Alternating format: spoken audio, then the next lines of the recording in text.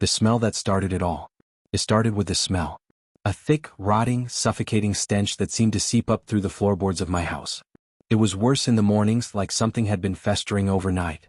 At first, I thought maybe an animal had died in the walls. It happens, right? A raccoon or a rat gets stuck somewhere and, well, nature takes its course.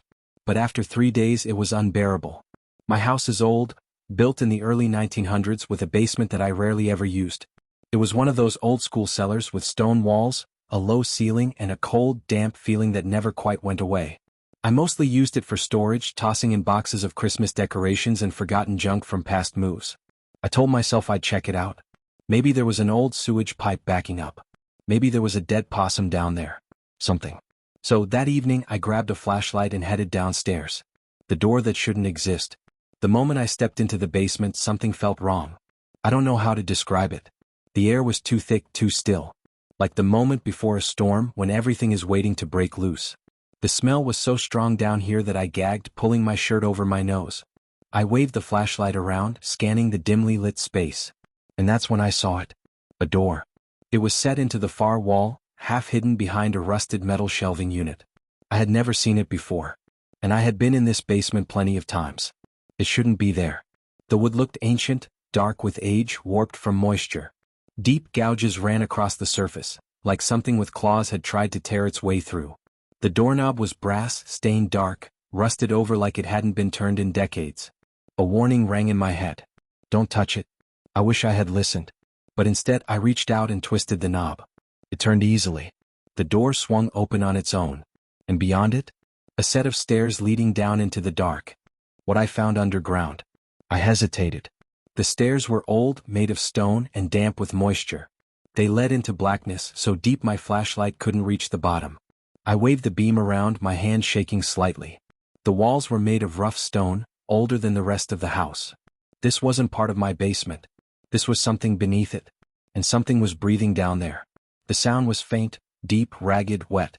Like something struggling to inhale through clogged lungs. I told myself to leave. To shut the door and never come back. But something, some sick, horrible curiosity, pulled me forward. I stepped onto the first stair. Then the next. As I moved downward, the air grew colder. I could feel moisture collecting on my skin like stepping into a cave. The smell was worse here, rotting meat, damp earth, something sour and sickly. Then my flashlight flickered. For half a second, everything went black. And in that moment, I felt something move in front of me. The light came back and I almost dropped the flashlight. I was standing in a small stone chamber. The walls were rough, damp, covered in old symbols carved deep into the rock. But my eyes locked onto the center of the room. A hole. A massive, gaping pit in the ground. And something was moving inside it. The thing in the pit. At first, I couldn't tell if my mind was playing tricks on me.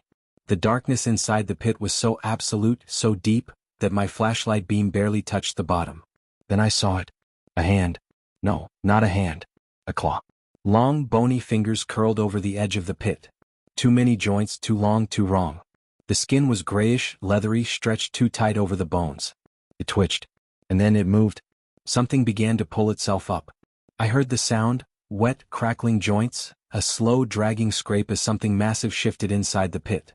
I ran. I didn't even think. I turned and sprinted up the stairs, my flashlight bouncing wildly. As I reached the top, I heard it move behind me. Fast. Too fast. I slammed the door shut and shoved the heavy shelf in front of it. My breath was ragged, heart slamming in my chest. Then the scratching started. Soft at first. Then louder. Faster. Something was trying to get out. The nights that followed. I didn't sleep that night. I sat in my living room, every light on, listening. The scratching at the basement door didn't stop. It went on for hours. Then just before dawn. Silence. I thought it was over. I was wrong. That night I woke up to breathing. Not my own. It was coming from the hallway outside my bedroom. Deep, wet rattling. My stomach clenched. My skin prickled with cold. I turned my head slowly toward the door. It was open. I always locked it. The hallway was pitch black. I held my breath. The breathing was closer now. Then, the bed creaked. Something was on it. I snapped. I lunged for my phone, turned on the flashlight, and pointed it at the foot of my bed. I saw a face. Pale. Stretched too thin. Hollow black eyes sunken deep into its skull. Its mouth was open, lips cracked and peeling, revealing jagged, needle-like teeth. It was inches from my feet. I screamed. I kicked out, my foot connecting with its face. It felt soft. Too soft. It let out a gurgling shriek, the sound wet and wrong as I bolted out of the room. I didn't stop running. I didn't even look back. The house won't let me leave. I tried to leave. I packed a bag, grabbed my keys and ran for the door. But when I stepped outside, my house wasn't the same. The sky above was wrong, a deep, sickly shade of red. The trees outside were twisted, blackened, their branches curling like grasping hands. The street was gone. In its place was endless darkness. And then, from behind me, I heard the door creak open. A voice whispering, "You let it out." The last thing I remember is falling. Falling into the dark. Falling forever. If you find a hidden door, never open it. I woke up in my car, parked in front of my house. The morning sun was rising. The world looked normal. But I know the truth. The door is still in my basement. And it's open. And sometimes late at night I hear something crawling through the walls. Waiting. Watching. For me to let it in again. The end.